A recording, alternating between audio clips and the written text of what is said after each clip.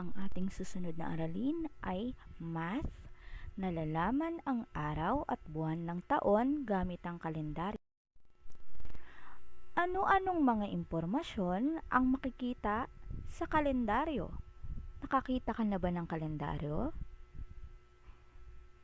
Mahusay. Maaari tayong makakita ng kalendaryo ng pisikal, katulad ng mga nakikita natin sa ating bahay o sa ating mga cellphones at tablet. Yan. May 30 araw sa sa buwan ng Abril. Sunod, anong araw naman ngayon? Tama, ngayon ay araw ng Huwebes.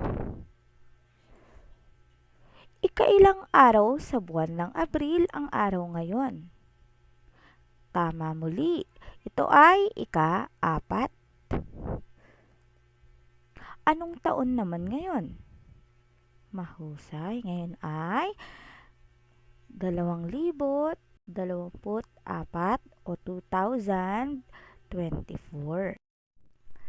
Kapag gusto nating isulat ang araw ngayon, ito ay ika-4 ng Abril taong 2024 o April 4, 2024. Ganito natin ito isinusulat.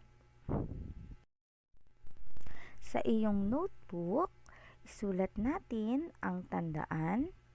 Hanapin muna ang buwan. Pagkatapos, hanapin ang binigay na araw. Kapag nahanap mo na ang binigay na araw, hanapin ang petsa sa hanay na katapat ng araw. Yun lamang. Paalam.